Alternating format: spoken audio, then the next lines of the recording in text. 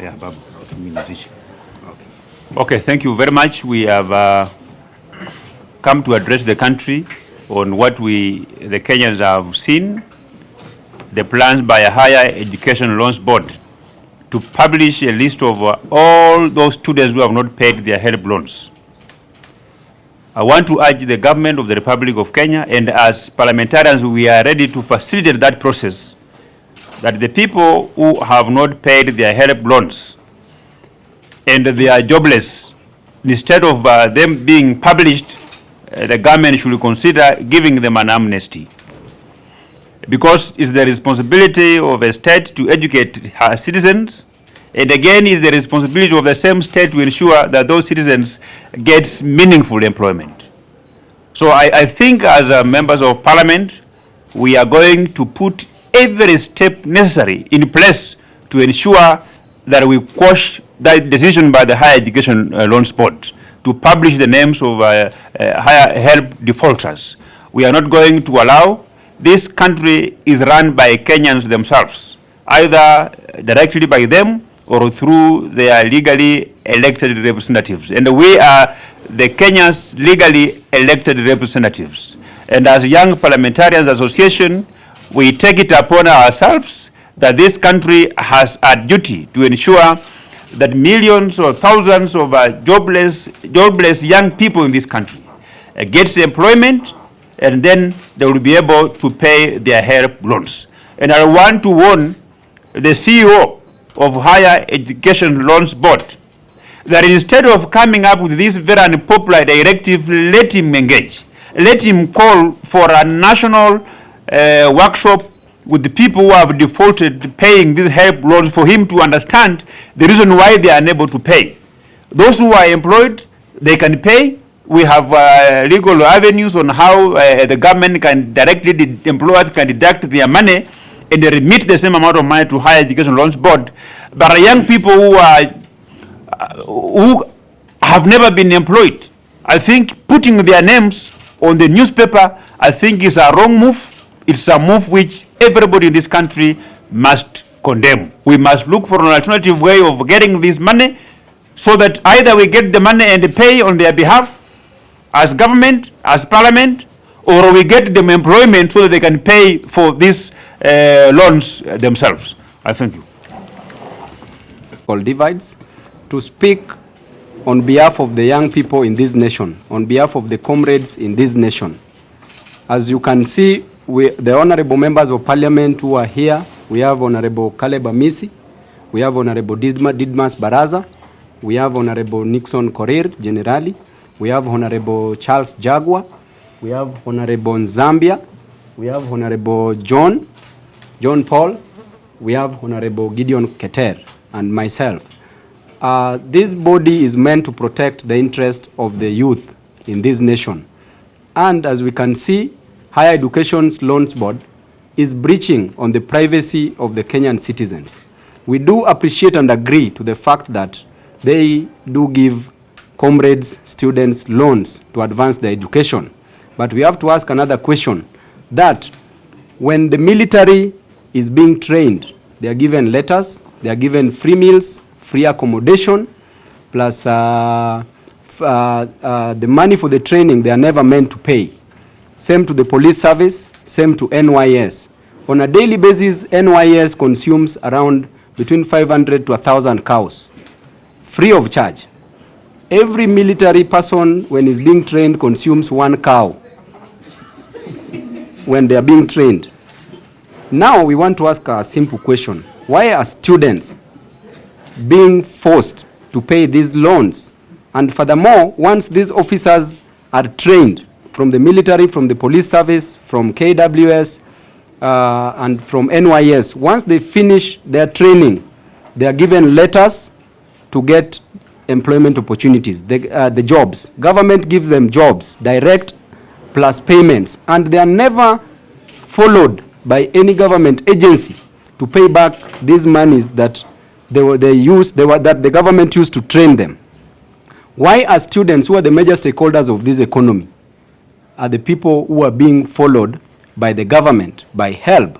We want to call upon the president of this country to waive, to write off the Helb loans for the comrades. Number one, Mr. President himself, Uhuru Muigai Kenyatta, agreed to write off the loans for the KQ. It was in the tune of billions. Loans for the Mumia Sugar Company was written off. Loans for the coffee farmers were written off. Tea farmers were written off. Why not the loans for the students, which is just amounting to around 6.5 billion Kenya shillings? So we are demanding that Higher Education Loans Board not publish the names of these comrades who are defaulters. Because these students, the reason why they are defaulting the payment of the loans is because of lack of jobs.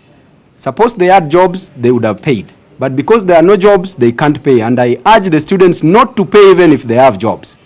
Because it is their right to get educated. It is the right of these students to be educated. The government itself called these students to various universities and agreed to give them loans. You cannot be punished for being intelligent. You cannot be punished for the fact that you went to acquire knowledge at the university or at the college level.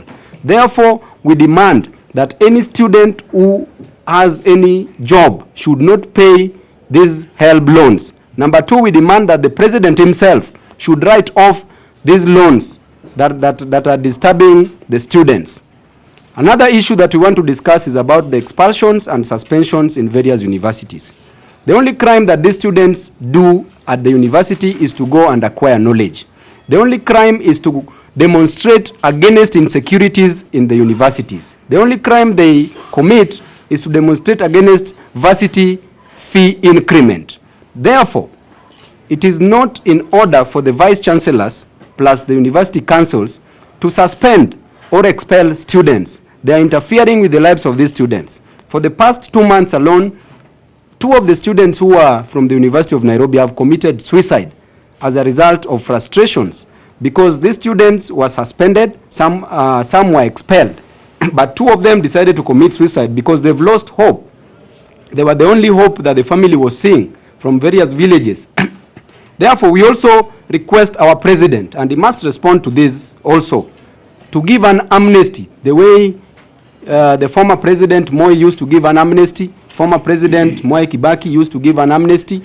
President Uhuru Kenyatta should give an amnesty to the students, over 10,000 students who've been suspended and expelled. Let these students go back to class and let them be given a second chance. Were it not for a second chance, Obama would not be the president of America.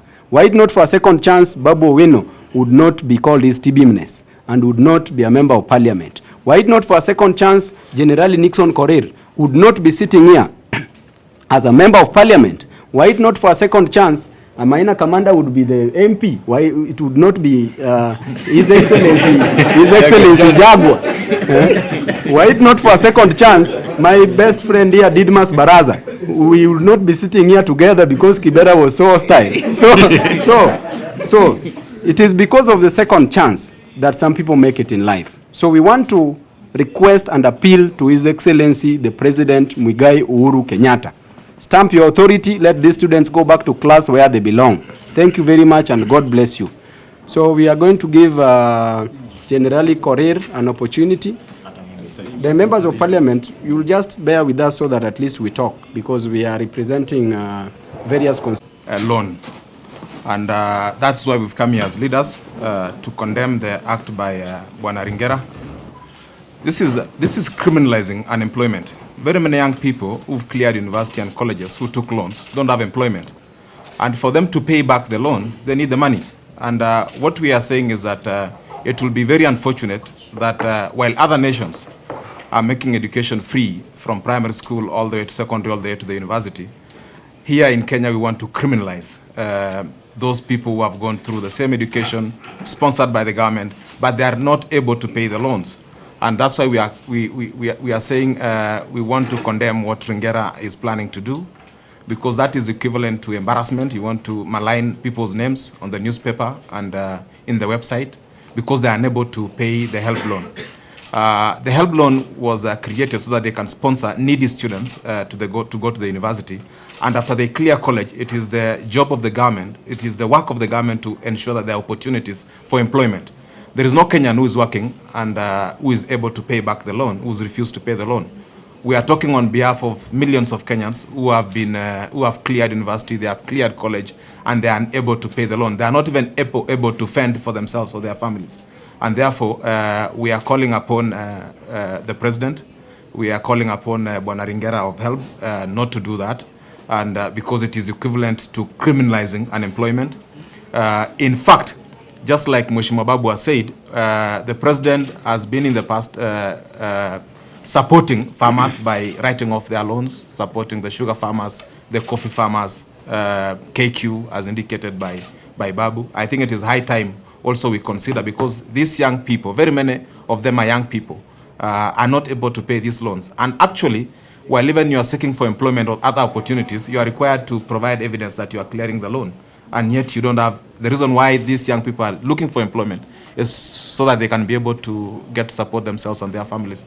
And that's why we've come out as members of parliament to say we'll stand with the millions of jobless people out there. They will not be embarrassed, and they will not be criminalized because they are not employed. In fact, we should be providing employment for them. And that is our position. Number two, and we've known administration tend to victimize leaders, student leaders, suspend them or expel them for one reason or another. And I think suspension and expulsion, to be precise, is equivalent to murder, because these are young people. Maybe they were striking, agitating for their rights, but because of that, they've been victimized and they've been sent home for so many years. And we want to call upon the president that sometimes he pardon prisoners who've committed crimes, that these students who've been expelled for many years should be given an opportunity to get back to the school. President Moi did that, President Kibaki did that. We are calling also on President Uhuru Kenyatta to do that. Giving a second chance to someone is very important. Yes. Yeah. Lakini mimi nataka niseme, tukiangalia ile shida tuko nayo, one of the major problems we have in our country ni unemployment. Na majority wa wale wako employed ni vijana, mahasla. Kwa hivyo mimi nataka nimuombe rais, kwa sababu tunajua anapenda vijana na vijana wako na shida ya employment, awevyo help ili vijana wetu waishi, ili vijana wetu waweze kuendelea na maisha, inayo serikali ikiendelea kuwatafutia makazi. Na mimi nataka nimwambie CEO wa Helb, Bwana Ringera, akijaribu kupublish hizo majina, nasema atapublish kwa gazeti ama kuweka picha ya mtu, sisi tutamobilize hao 10 million wale wamedefault hiyo help, tuone kama watatoshea kwa ofisi yake, kwa sababu Kenya kuna shida. We know the biggest problem tuko nayo ni unemployment, na since serikali yetu haija provide those opportunities za vijana wetu wapate kazi, sisi tutasimama na vijana wetu, na tunamuomba rais asimame na mahasla, kwa sababu hao ndio wengi. Asanteni sana. Exactly, my colleagues have said, but to emphasize, Mr. Ringera, it is funny for you to be someone in charge of monitoring the way the young people in this country are acquiring these loans and the challenges they have been facing. Then you come again and try to criminalize them, yet you are aware completely in our country we are faced with different challenges. And we have given him so many solutions before. One of the solutions we've asked him is, for example, if someone borrows on a maximum help loan of 200,000 in 4 years, then you wait, or let's say you don't have an opportunity to have a job in the next 5 years. By the time you're coming to repay this loan, it will have hit close to around 600,000. And 600,000, you are required to pay it maybe 4,000 monthly, which means you have to pay for the next 15 years or more. And we have given him severally recommendation that, Mr. Ringera, please do away with the penalties. Why do you have to penalize someone who has not received a job, who have not gotten a job?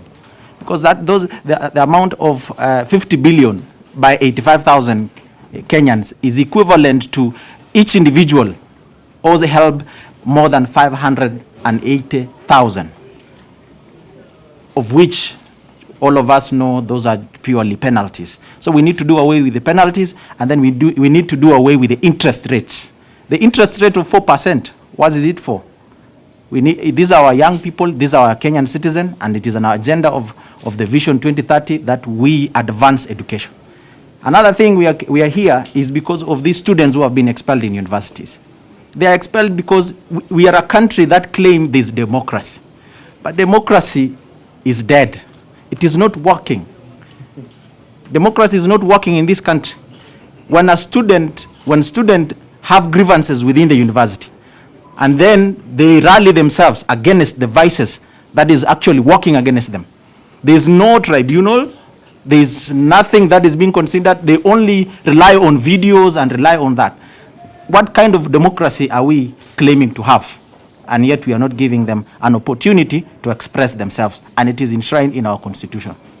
Thirdly, right now we have students and pupils who have finished KCPE and they are finishing KCSE, and we are aware that these young men also have challenges acquiring these certificates from the universities, simply because there are some principals in the universities that are going to withhold, or they are going to hold their certificate simply because of their various issues. Yet you are moving from a public primary school, and then you're going to a secondary school, and then there's someone somewhere who is going to say you're not going to pick your certificate unless you have cleared maybe school fees, or you're cleared with library and all that. Those are the kind of things that we have seen. It is affecting the development of a young person in this country, especially in education. Asante. Yeah, first of all, you see what we are addressing here is an emergency. Of course, the process of making solutions through legislation and the lawmaking. In fact, some of these laws are still even there. But we're talking about an emergency that needs, does not even need law. It needs the presidential ear to come and pardon. The issues that we have been raised by my colleagues are basically on the Helb. I mean, some of these people, when you parade their names before potential employers, you are putting a hurdle in their life. We are also talking about ex-students who have basically, expelled from universities. They have nowhere to go. A number of us, we have some of them in our offices working as interns, because that's the best we can accommodate them. So we are talking about, a situation whereby we are killing the dreams and the hopes of the young people of this country. And you've seen the members who are here. Don't even go to the Orengos of this world. The members who are here, they are beneficiaries of leadership in the university. It's supposed to be an incubator of political leadership. So when you expel people because they have expressed a different opinion against the administration, and this is not about an education institution alone. It's also supposed to be an incubator for political leaders. We have big people who have done fundamental changes in this world because they were student leaders and they expressed their views, they mobilized people, other students, and that's how they built their political power. So you should not criminalize political expressions from students by expelling them. There must be a way of handling students who go beyond what they're expected to do. So those are the issues that needs an urgent attention. Of course, the laws we are there, we are lawmakers. Some of them have been taken. Babu has also taken through. My colleague has also taken some of the procedures in Parliament. So we are actually calling for an urgent solution to the problems that are facing the students at the university, and especially those who are at home, who have been expelled, they have nowhere to go. I think to the second immediately. And even some of us, myself, I'm a beneficiary of Helb loan, and I had to borrow loan from Equity Bank to pay Helb loan for me to be cleared to vie for Member of Parliament, because the requirement that one of the certificates you must have to present before the IBC official is the Helb certificate. So if a Member of Parliament needs to to get a loan to clear the loan, what do you expect from a person who has just graduated? I mean, he has nowhere. And actually, I've already paid, otherwise I will not have been cleared. Leto, before, you asked about if in amending the Helb. whereby the amendments we presented is going to cure two things. It is going to cure the penalties and it's going to cure the interest rate. And it has gone through the budget process, it has gone through the Committee of Education. We are just waiting for to be brought to the House. Any other question for There John? is no in a way that until now someone goes to seek for a job, maybe in government. That's when we are told those want to be PSSs, CSSs. Can you get clearance from Helb? That's the first time. Even those who wanted to get to judiciary. That's the first time. That's Because what we just said. clearly my colleague here has tried to give how the process has taken through, and in fact is actually the one spearheading it. So it's not that we are not doing anything. Because you fast track it through the House it Business was not Committee. clear. Yes. It was not clear what the exact amendments are. So what are the I- exact amendments? That is why I've. I mean, I want to hear. You want to hear? I've explained the major problem is the monthly penalties. That is why I said, when you do the math of 85,000 defaulters with 50 billion, it is like each individual needs to pay 580,000. And yet we know a maximum a student can borrow is 200,000 when you're giving the maximum. That means between 200,000 and 600,000, you are actually charging 400,000 as default, which you charge monthly, and yet, how do you charge someone who doesn't have a job? I was not a beneficiary of help, but there are those who have defaulted from the 70s. Country, we have an understanding between Helb. Let me just. It is also important to note that there are those who graduated in There was 1960s boom and there up was to now help. and they don't have a job. So where they they don't have a expect them job. to get the money to pay? You know, this is The same story. those people who graduated a long time ago and they are in meaningful employment. We already have a mechanism Yes. where employers will work directly with the Higher Education Loans Board to be able to deduct this money forcefully and they remit the same money to help. Today, if you are employed in Standard Group and you don't have a certificate of compliance from Helb, Standard Group is supposed to deduct your salary and pay that loan. So that one is already catered for. But the majority of those that we are calling defaulters are those who are not employed. Either they are not employed or they are employed in informal sectors like Babu employs them to throw stones or something, receive some small money. So that is, you cannot really call it meaningful employment. Now, let me also respond to that. I think the government has been wrong. The government has been wrong from the 19... Okay. To respond to your question, I think the government has been wrong from 1975 because Helb is supposed to be a grant. It is a constitutional right for Kenyan citizens to be educated. There is free primary education.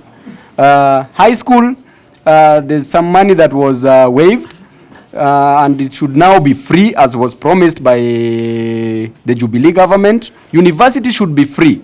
Therefore, if the university students are given help, they should never say thank you, but they should ask for more. Because number one, this is their tax. Number two, the idea of the revolving fund does not matter. Why? Because every year, Helb is budgeted for from the taxpayers' money. Therefore, Comrades should not pay this money. Yes. Asanteni sana.